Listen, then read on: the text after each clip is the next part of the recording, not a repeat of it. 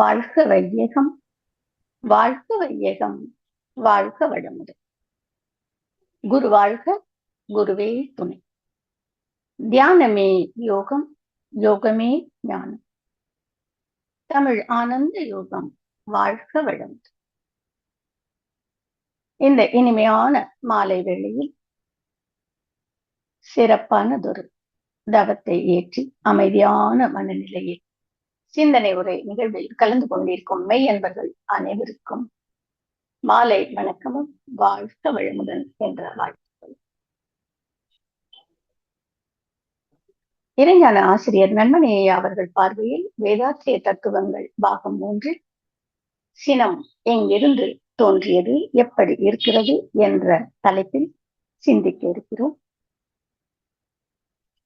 தத்துவ ஞானி வேதாத்திரி மகரிஷி அவர்கள் மனவளக்கலையை ஓர் ஆன்மீக கல்வியாக மக்களுக்கு வகுத்து கொடுத்துள்ளார்கள்.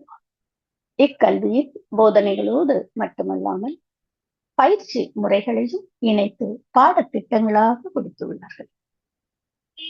அருட்தந்தை அவர்களின் இலட்சியமான தனி மனித அமைதி, குடும்ப அமைதி, உலக அமைதியை உருவாக்க அவர் வகுத்து கொடுத்த பயிற்சி முறைகளான உடற்பயிற்சி, உயிர்வளப் பயிற்சி, மனவளப் பயிற்சி விடா முயற்சியோடு செய்யும் போது கனவு நிச்சயம் நனவாகும். தனி மனிதன் அமைதி பெறுவதற்கு அகத்தவமும் அகத்தாய்வும் முக்கிய இடம் பெறுகிறது. அகத்தாய்வு பயிற்சியில் 5 பயிற்சி முறைகள் உள்ளன. அவை: 1. எண்ணம் ஆராய்தல், ஆசை சீரமைத்தல், சினம் தவிர்த்தல், கவலை ஒழித்தல், நான் யார் என்பனவாகும். தற்சோதனை சிந்தனைகளின் வரிசையில் 3ஆவதாக உள்ள சினம் தவிர்த்தல் என்ற தலைப்பிலேதான் நாம் இன்று சிந்திக்க இருக்கிறோம். எண்ணம் ஆராய்தல் பயிற்சிகளை சரியாக செய்து வெற்றி பெற்றிருந்தால் ஆசை சீரமைக்க வேண்டிய அவசியம் இருக்காது. எண்ணம் எழும் காரணங்களையும் அதனுடைய பின் விளைவுகளையும் கணித்து விளைவு நன்மை அளிப்பதாக இருந்தால் சொல்லாகவும் செயலாகவும் மலர்த்தி, விளைவு துன்பமாக இருந்தால் அவற்றை தவிர்க்க பழகிக் கொள்ள வேண்டும். இதனை நாம் பயிற்சி செய்யாததனால்தான் ஆசை சீரமைத்தல் பயிற்சியை கொடுத்தார்கள் மகரிஷி அவர்கள்.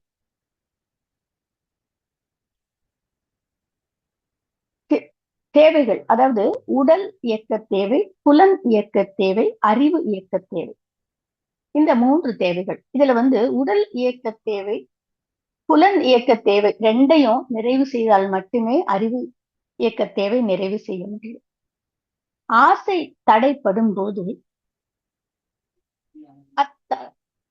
அத்தடையை நீக்க எழும் எழுச்சியே சினம். ஆசைகளை சீரமைக்க வேண்டிய அவசியம் இருக்காது.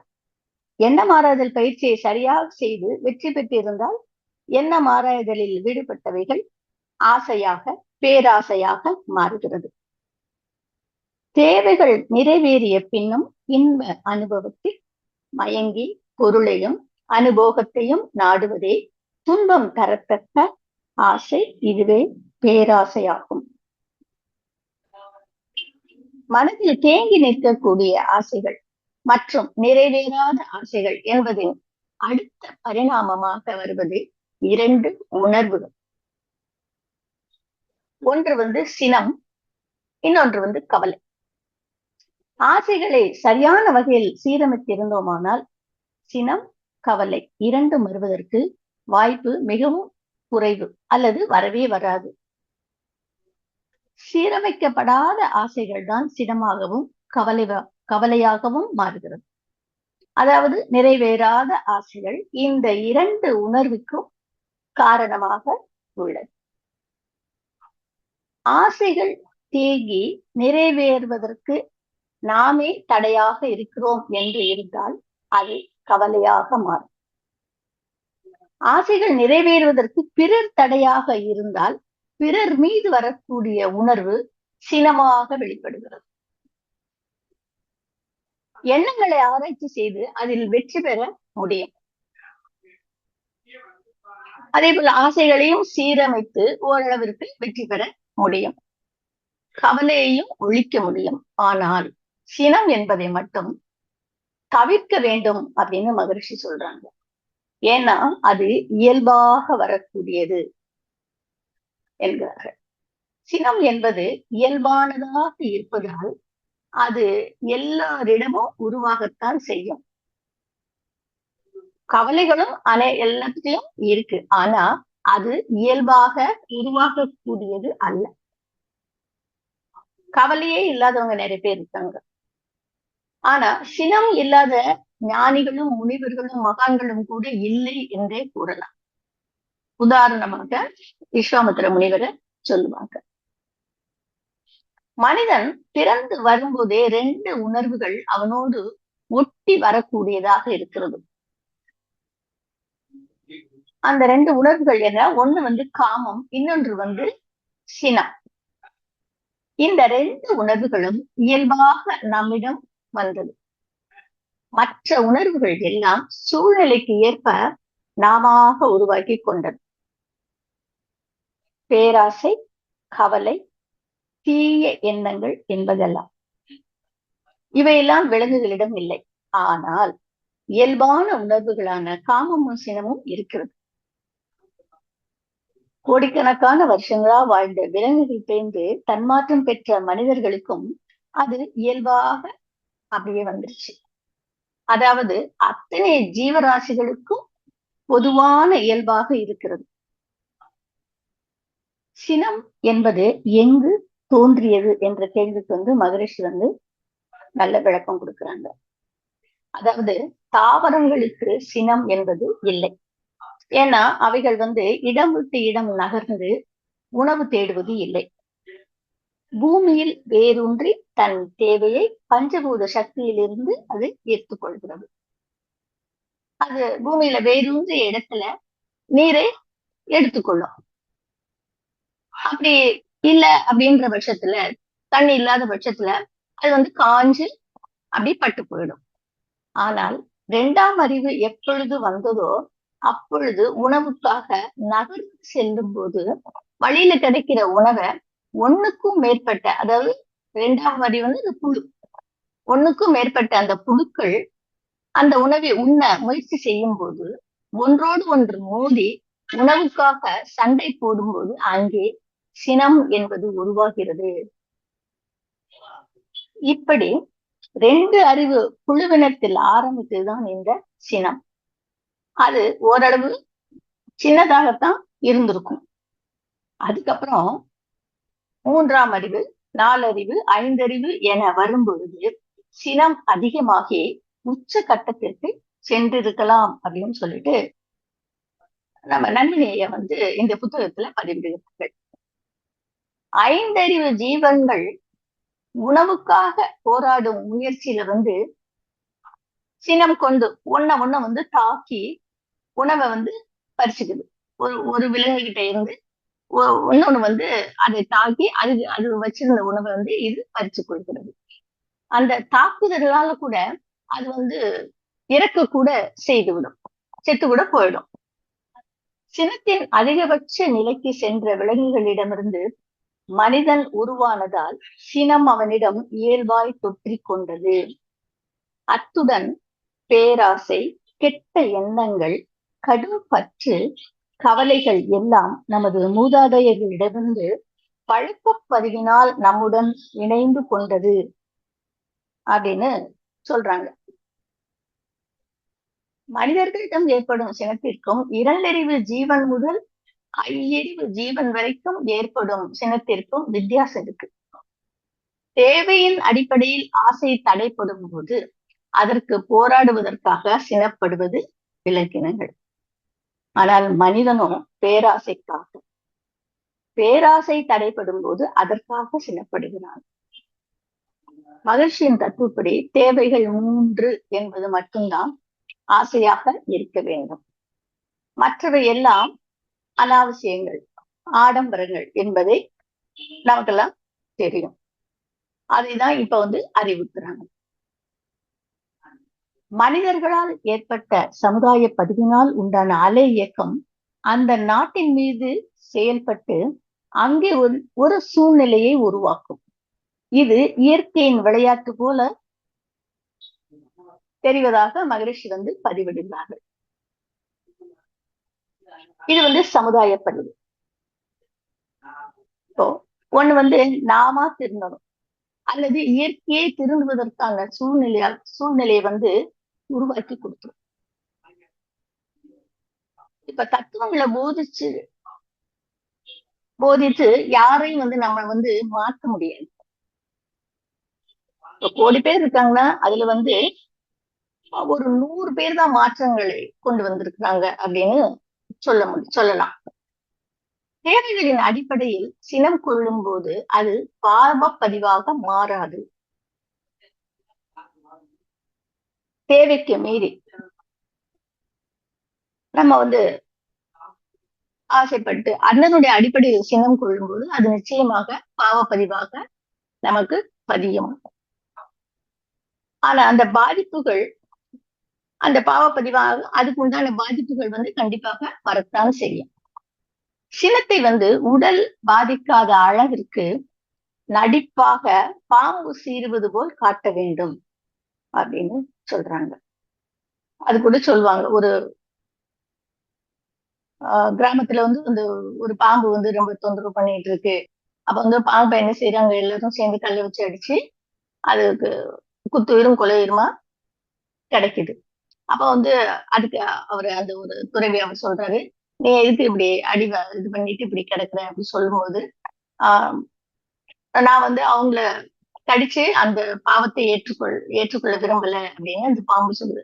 சரி, நீ அவங்கள கடிக்க வேண்டாம், ஆனா சீரலாம்ல, சீரும்போது அவங்க பயந்துப்பாங்க, உன்னை தாக்காம இருப்பாங்க அப்படின்னு ஒரு உதாரணத்துக்கு சொல்லுவாங்க. அதே போல நாம் நடிப்பாக இந்த சினத்தை பாம்பு சீறுவது போல வெளிக்காட்ட வேண்டும் அப்படின்னு மகரிஷி அவர்கள் சொல்றாங்க. பசிக்காக உணவினை பிச்சை எடுத்து சாப்பிடலாம். இப்ப உடுக்கிற உடை அதுவும் கூட நம்ம தானமாக வாங்கிக் கொள்ளலாம். இறைப்பணியில் தன்னை முழுமையாக அர்ப்பணித்துக் கொண்டுள்ள மகான்கள், ஞானிகள் கூட சமுதாயம் கொடுக்கிற அந்த உணவையும் அவங்க அங்க சமுதாயத்திலிருந்து பெற்றுக் கொள்ளக்கூடிய உடையையும் தான் அவங்க உடுத்தி அவங்க வாழ்ந்தாங்க. மனிதனுக்கு தேவைக்கு அதிகமாகவே பொருட்களை ஈட்டுவதற்கு திறமை உள்ளது. அதை என்ன செய்யறாங்க, அவங்க சேமிச்சு வச்சுக்கிறாங்க. விலங்கினங்கள் என்ன செய்யுதுன்னா சேமித்து வைப்பதில்லை, சேமிச்சும் வைக்கிறது இல்லை, பிச்சை எடுக்கிறதும் இல்லை. தேவைக்கு மீறி அனுபவிக்க லஞ்சம் எனும் கையூட்டு வாங்குவதுதான் கேவலம். தேவைக்காக பிச்சை எடுக்கும் போது கேவலமே இல்லை அப்படின்னு சொல்லிட்டு ஐயா சொல்றாங்க. அதுலயும் தான் உடலால் உழைக்க முடியாதவர்கள், அறிவின் திறனால் பொருள் ஈட்ட முடியாதவர்கள் மட்டும்தான் பிச்சை எடுக்கலாம் அப்படின்னு அந்த பிச்சை எடுக்கிறது யாரார் எடுக்கலாம் அப்படின்னு சொல்லிட்டு கூட அது வரையறுத்து இதுல சொல்லி இருக்கிறாங்க. இயல்பாக உருவாக்கப்படாத மனிதர்களிடம் உள்ள கெட்ட எண்ணங்கள், பேராசை, கடும் பற்று, கவலைகள் இவற்றை நான் பயிற்சிகளின் மூலமாக எளிதாக ஒழித்து விடலாம். ஆனா சினம் மற்றும் காமம் இந்த 2 உணர்வுகளை ஒழிக்க முடியாது, அவற்றை தவிர்க்க மட்டுமே முடியும் அப்படின்னு மீண்டும் ஐயா வலியுறுத்தி சொல்றாங்க. எதற்காக மனிதன் சினம் கொள்கிறான்? ஆசை தடைப்படும் போது அந்த தடைக்கு காரணமான பொருள் அல்லது நபர் மீது வரக்கூடிய உணர்வுதான் சினம். ஆசைக்கு மீறிய எதிர்பார்ப்பு தான் சினத்திற்கு மூல காரணமாக இருக்கிறது. இப்போ மகரிஷி அவர்கள் சினத்தை தவிர்க்க வேண்டும் அப்படின்னு சொல்றாங்க. அப்படி தவிர்க்க அகத்தாய்வு பயிற்சி முறைகள் அந்த பக்குவத்தை நமக்கு கொடுக்கும் அப்படின்னு பயிற்சி முறைகளை வகுத்து கொடுத்திருக்கிறாங்க. அது இல்லாம அந்த சினத்தை அடக்குவதோ அடக்கி வைப்பதோ கூடாது. அது எப்படினாலும் எப்ப வேணாலும் அது வெளிப்பட்டு விடும், வெடிச்சு வெளியில வந்துரும் அப்படின்னு சொல்றாங்க. இதுக்கு உதாரணமா ஒரு சின்ன நிகழ்வு. பாத்தீங்கன்னா ஒரு துறவி என்ன பண்றது, ஒரு அவருடைய ஓமகுண்டத்துக்கு முன்னால உட்கார்ந்திருக்கிறார். அந்த வழியில போன அந்த வழியா போற ஒருத்தர் வந்து என்ன பண்றாரு, அவரை வந்து அந்த துறவியை சோதிச்சு பார்க்கறதுக்காக, அ அடிகளே, ஓமகுண்டத்துல வந்து நெருப்பு இருக்கா? அப்படி சொல்லிட்டு கேட்கிறார். அவர் வந்து அந்த துறவி வந்து இல்லை அப்படின்னு சொல்றார். அருள் கூர்ந்து கொஞ்சம் கிளறி பாருங்களேன் அப்படின்னு சொல்றார். அப்போ வந்து அந்த துறவி என்ன பண்றாரு, அப்படியே புருவங்களை உசத்தி லைட்டா கோவத்தோட, இல்லை நான் சொல்லிட்டேன்ல, இல்ல அப்படின்னு சொல்றாரு. அந்த வந்தவனும் வந்து, இல்லை அடிகளே, உறுதியாக நிச்சயமாக சில நெருப்பு பொறிகளாவது இருக்கணும் அப்படின்னு அந்த அந்த ஆள் சொல்றாரு.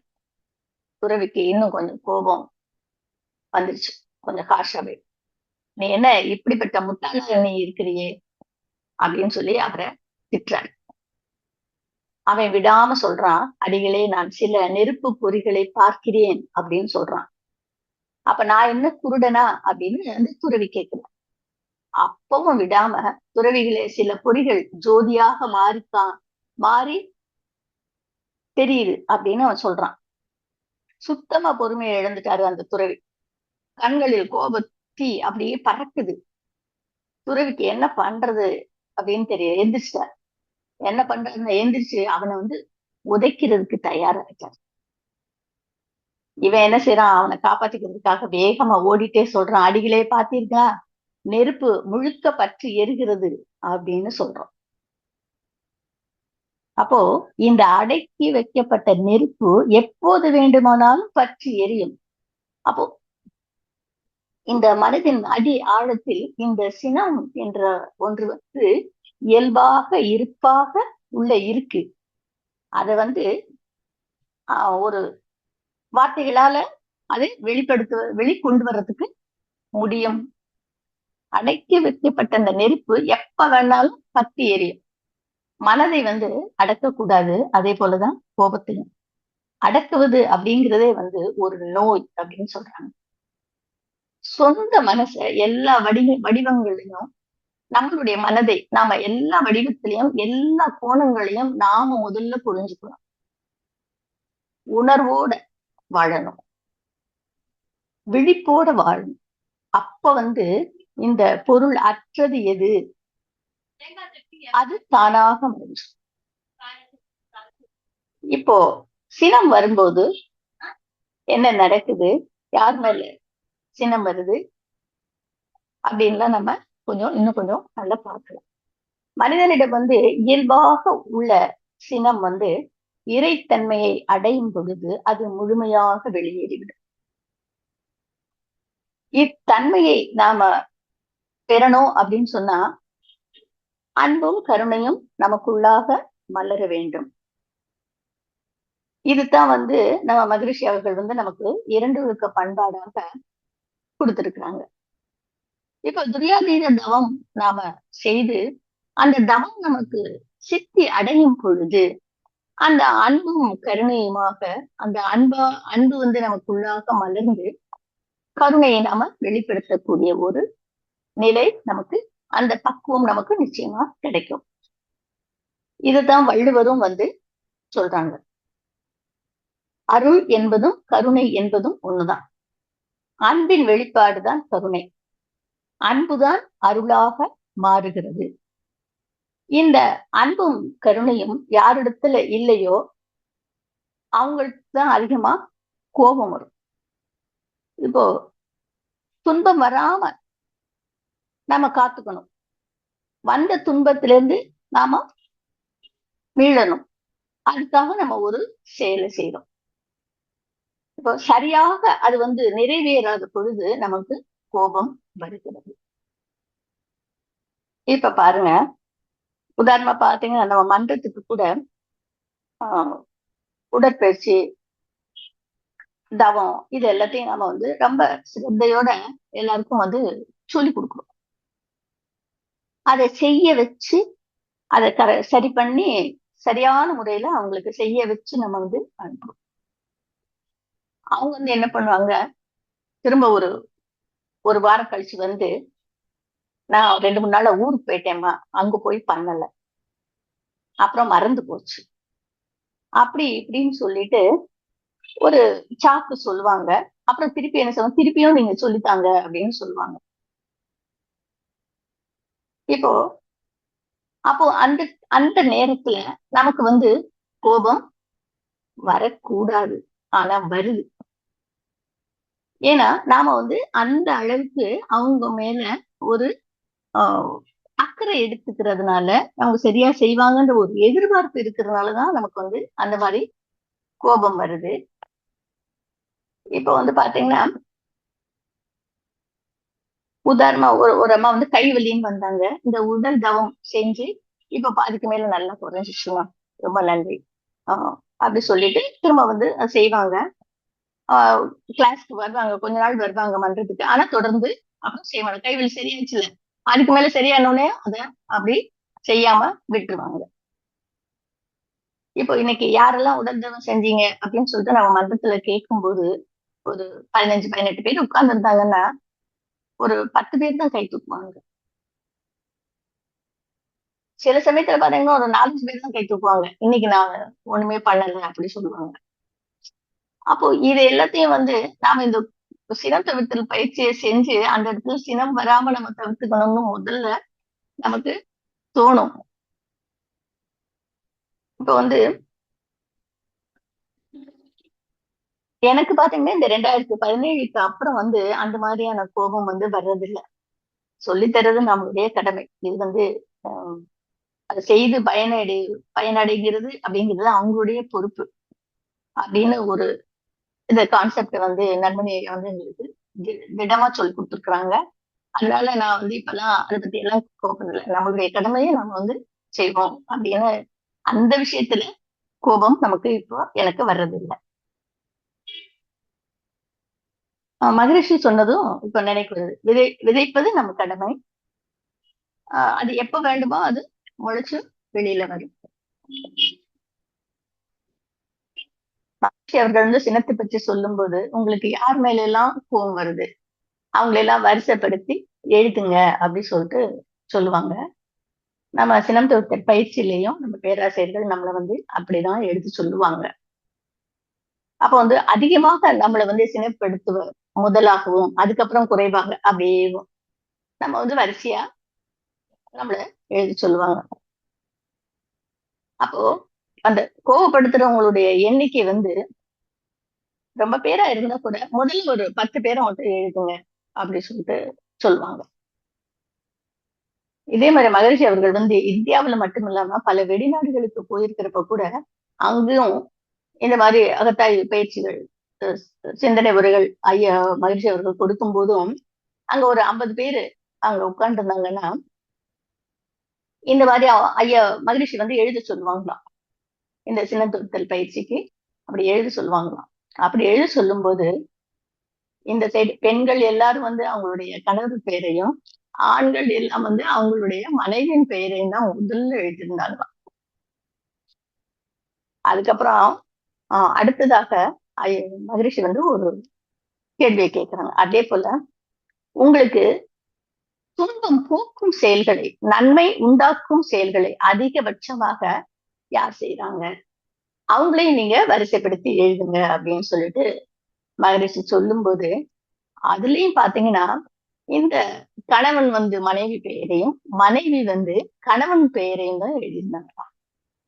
அப்பா பேரை கூட எழுதலை. அப்போ யார் ஒருவர் நமக்கு அதிகமான நன்மைகளை செய்யறாங்களோ அவங்க மீதுதான் அதிகமாக நம்ம வந்து கோவப்படுறோம். ஏன்னா அவங்க நல்லா இருக்கணும் அப்படின்றதுக்காக தான் நம்ம வந்து கோவப்படுறோம்.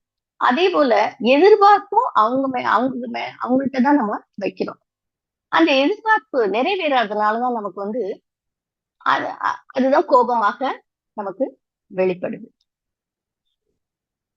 ஒரு குரல்ல கூட வள்ளுவர் என்ன சொல்றாங்க, செல்லிடத்து காப்பான் சினங்காப்பான் அல்லிடத்து காக்கினேன் காவாக்கால் என் அப்படின்னு திருவள்ளுவர் வந்து சொல்றாரு. அதாவது பலிக்கும் இடத்துல நம்மளுடைய கோபம் வந்து பலிக்கிற இடத்துல செல்லும் இடத்தில் சினம் வராமல் காப்பவனே சினம் காப்பவன். பலிக்காத இடத்துல காத்தால் என்ன, காக்கா விட்டால் என்ன, அதான் இந்த குறளுக்கு உரிய பொருள். இப்போ நாம வந்து ஒரு அலுவலகத்திலேயோ வேலை செய்யறோமோ அல்லது ஒரு தொழில் செய்யற இடத்துலயோ நமக்கு கீழே வேலை செய்யக்கூடியவங்கள்ட்ட நாம கோபத்தை காட்டணும்னு வச்சுக்கோங்க, அவன் என்ன செய்வான்? ஏத்து பேச மாட்டான், நம்மளோட வாதாடவும் மாட்டான். அங்க என்ன நடந்துச்சு என்ன அப்படின்ற ஒரு உண்மையை சொல்றது கூட பயந்துக்குவான். ஏன்னா அதிகாரி வந்து கோவப்பட்டு வேலையை விட்டு தூக்கிட்டாருன்னா என்ன பண்றது அப்படின்னு சொல்லிட்டு பயந்துக்குவான். அதே ஆளு அவன் வீட்டுல அவனுடைய மனைவி இடத்துலயும் அவங்க குழந்தைகள்கிட்டையும் அவன் வந்து தன்னுடைய கோபத்தை என்ன செய்வான்? நல்லா வெளிக்காட்டுவான். இப்ப நாமளே வெளியில ஒரு பஸ்ல போயிட்டு இருக்கோம்னு வச்சுக்கோங்களேன், ரொம்ப கூட்ட நெரிசல்ல சிட்டி பஸ்ல போகும்போது பாத்தீங்கன்னா யாராவது ஒருத்தர் ஷூ காலோட மிதிச்சிட்டாங்கன்னு சொன்னா நமக்கு எப்படி வருது? கோபம் சுருன்னு வருது. அது யார் மிதிச்சாங்கன்னு சொல்லிட்டு கோபத்தோட நம்ம வந்து அவங்களை திட்டலாம்னு நிமிர்ந்து பார்க்கும்போது அப்படி பார்த்தோம்னா அந்த காலை மிதிச்ச யாருன்னா ஒரு போலீஸ் அதிகாரியா இருந்தான்னு வச்சுக்கோங்க, அந்த போலீஸ் ஆபீசர் கிட்ட நம்ம வச்சுக்குவோமா? வச்சுக்க மாட்டோம். அப்படியே என்ன செய்வோம்? சார் பார்த்து அல்லது கொஞ்சம் தள்ளி அப்படின்னு சொல்லிட்டு அமைதியா நாம தள்ளி நின்னுக்குவோம். அதே நேரத்துல ஒரு சாமானியமான ஒரு சாதாரணமான நம்மளுக்கு ஒண்ணு என்ன செய்வோம்? என்ன பேச்சு பேசுவோம்? உனக்கு என்ன கண்ணு தெரியலையா? கண்ணு போடணும் இல்லையா? இருக்கு மாறி மாறி வந்து மிதிக்கிற, இப்படி எல்லாம் நம்மளுடைய வார்த்தைகளை நாம வந்து அந்த கோபத்தினால கொட்டிடுவோம். ஏன்னா அவனால நம்மள ஒண்ணும் செய்ய முடியாது. ஆனா நாம சாமானியமான ஆள்கிட்டையும் நமக்கு கீழே வேலை செய்யறவங்க கிட்டையும் கோபத்தை காட்டாமல் இருந்தோம்னா அப்பதான் நாம வந்து சினத்தை காப்பவர்களாகிறோம் அப்படின்னு ஐயா வந்து இந்த டாபிக்ல வந்து சொல்றாங்க. குடும்பத்துல பாத்தீங்கன்னா பெற்றோர்கள் குழந்தைங்கள்ட்ட வந்து இந்த வகையில தான் சினம் காட்டுறாங்க. அவங்க நல்ல வழியில போறது போறதுக்காகவும் தவறான வழியில இருந்து திருந்துவதற்காக தான் அவங்க வந்து கோவப்படுறதுக்கான காரணம் அப்படின்னு சொல்வாங்க. நல்ல பண்போடு நல்ல பழக்க வழக்கத்தோடு வளர்வதற்காக ஒரு சிலர் தான் கோவப்படுறாங்க. பெரும்பாலர் வந்து அப்படி இல்லை. பிள்ளைங்க வந்து நல்லா படிக்கணும், ஃபர்ஸ்ட் ரேங்க் வாங்கிடணும், எல்லாத்துலயும் முன்னாடி வரணும், நல்ல ஒரு உயர் பதவியில இருக்கணும், நிறைய பணம் சம்பாதிக்கணும், அந்த மாதிரி அதற்கான செயல்களை செய்ய சொல்லிதான் வந்து கோவப்படுறாங்க. பிள்ளைங்களையும் என்ன செய்யறாங்க? பாடா படித்து வைக்கிறாங்க. சினத்தை வந்து எப்படி எல்லாம் இந்த எப்படி வெளிப்படுத்துறாங்கன்னு பார்த்தோம்னா, கணவன்மார்கள் வந்து கோவப்படும் போது வீட்டுல வந்து மனைவிமார்கள் வந்து பெண்கள் அவங்க வந்து அவங்களால ஒண்ணும் செய்ய முடியாத நிலையில வந்து அந்த பெண்கள் என்ன பண்றாங்க? பாத்திரங்கள் மேலேயும் குழந்தைகள் மேலேயும் அவங்களுடைய கோபத்தை வந்து வெளிக்காட்டுறாங்க. அகத்தாய்வு பயிற்சியில பாத்தீங்கன்னா பேராசிரியர் வந்து சொல்லக்கூடிய ஒரு உதாரணம் என்ன அப்படின்னு பாத்தீங்கன்னா, ஒரு ஏர்போர்ட்ல வந்து ஒரு போர்ட்ரேட் வந்து ஒரு ஒரு விமானத்துல போற ஒரு பயணி வந்து ரொம்ப கோவமா கத்திட்டு இருக்காரு. அவர் ஒண்ணுமே பதில் சொல்லாம பேசாம இருக்காரு. பேசாம அவருடைய வேலையை வந்து தொடர்ந்து செய்துட்டு இருக்காரு. அப்போ அங்க நம்ம பேராசிரியர் ஒருத்தர் அங்க வந்து உட்கார்ந்து இதை கவனிச்சுட்டு இருக்காரு.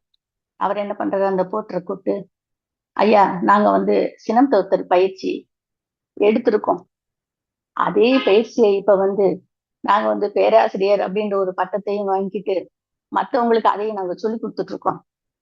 ஆனா எங்களால அந்த கோபத்தை வந்து தவிர்க்கவே முடியல. நீங்க எப்படிங்க இவ்வளவு பொறுமையா எப்படி இருக்கிறீங்க? நீங்க ரொம்ப கிரேட் அப்படின்னு சொல்லிட்டு அவரை ரொம்ப பாராட்டி அந்த பேராசிரியர் சொல்றாரு. அதுக்கு அந்த போர்ட்டர் சொல்றாரு, சார் அதெல்லாம் ஒண்ணும் இல்லை சார், எனக்கு கோபம் இருக்கு. நான் அவர் வந்து யூகே போறார், அவருடைய லக்கேஜ் வந்து ஆஸ்திரேலியா போகுது அப்படின்னு சொல்லி முடிச்சிட்டாரு. அப்போ அவருடைய கோபத்தை எப்படி வெளிக்காட்டிட்டாரு? இவர்னால ஒரு அது ரொம்ப கஷ்டத்துக்கு உள்ளாக்குற மாதிரியான ஒரு கோபம் வெளிப்படுத்திட்டாரு. அவருடைய கோபத்தை அவர் மேல காட்டிடுறார். பெற்றோர்கள் வந்து அவங்களுடைய பேராசைகளையும் எதிர்பார்ப்புகளையும் குழந்தைகிட்ட வந்து திணிக்கிறாங்க. பெற்றோர்கள் அவங்க வந்து இந்த மாதிரி நம்ம வந்து ஒரு நல்ல உயர் பதவியில இருக்கணும், அல்லது பிசினஸ்ல ரொம்ப முதல் நிலைக்கு வந்துடணும், ஒரு போலீஸ் ஆபீசர் ஆயிடணும், ஒரு ஐஏஎஸ் ஆபீசர் ஆயிடணும், பெரிய டாக்டர், இப்படிலாம் வந்து அவங்களுக்கு ஒரு ஆசைகள். அவங்களால படிக்க முடியாது, அவங்களால சாதிக்க முடியாதது, அது எல்லாத்தையும் என்ன செய்யறது, அந்த பேராசைகள் எல்லாத்தையும் இந்த குழந்தைங்கள்ட்ட போய் திணிக்கிறது. அவங்க அந்த மாதிரி குழந்தைகளாச்சும் அப்படி வந்துடணும் அப்படி சொல்லிட்டு அவங்கள்ட்ட வந்து அதை திணிக்கிறாங்க. அந்த எதிர்பார்ப்பு அது அந்த குழந்தைகள்ட்ட நடக்காத போது அதுக்கு அந்த அவங்களுடைய எதிர்பார்ப்புகளை நடக்காத அதுபடி அந்த குழந்தைகள் கேட்டு நடக்காம இருக்கும்போது அதற்கு தடையா அந்த குழந்தைகள் இருக்கிறதுனால அவங்க குழந்தைங்க மேல என்ன செய்யறாங்க, கோவப்படுறாங்க. ஆனா தன்னுடைய பிள்ளைகள் வந்து அற வாழ்க்கை வாழ்வதற்காகவும் நல்ல மனுஷனா வளர்வதற்காகவும் கோவப்படுறவங்க வந்து 10% பேரண்ட்ஸ் மட்டும்தான், 10% தான் பேரண்ட்ஸ் இருப்பாங்க அப்படின்னு ஐயா வந்து இதுல சொல்லியிருக்காங்க. குழந்தைங்க வந்து நல்ல மார்க் நல்ல மதிப்பெண் வாங்கணும், ஆனா நிறைய சம்பாதிக்கணும், உயர் பதவி, இதெல்லாம் வந்து கிடைச்சிட்டா மட்டும் போதும்னு அவங்க நினைக்கிறாங்க. ஒரு நல்ல பண்புள்ள ஒரு நல்ல மனிதனாக வரலைன்னா அதை பத்தி எல்லாம் அவங்களுக்கு பரவாயில்ல, அதை பத்தி எல்லாம் அவங்களுக்கு கவலை இல்லை, அந்த மனநிலையிலேயே அவங்க இல்லை. இப்படிதான் சமுதாயம் இப்படிதான் போயிட்டு இருக்கு அப்படின்னு சொல்லிட்டு, அப்ப சமுதாயம் எங்கே சென்று கொண்டிருக்கிறது அப்படின்னு ஒரு கேள்விக்குறியோட கண்மணி ஐயா வந்து தன்னுடைய வேதனையை வந்து இதுல வந்து பதிவிடுறாங்க. அதனால முதல்ல இந்த பேரண்ட்ஸுக்கு தான் இந்த சினம் தவிர்த்தல் பயிற்சி கொடுக்கணும் அப்படின்னு சொல்லிட்டு ஐயா வந்து இதுல சொல்றாங்க. இப்ப நம்மள்கிட்டையும் நம்ம சுற்றத்திலையும் நம்மளுடைய உறவுகளையும் ஏற்படக்கூடிய அந்த சினத்தினை, அந்த கோபத்தினை நல்லா கவனிச்சு பார்த்தோம்னா அதனுடைய முடிவு எதிர்பார்ப்புனால மட்டும்தான் அதிகமாக இருக்கும் அப்படின்னு ஐயா அவர்கள் சொல்றாங்க.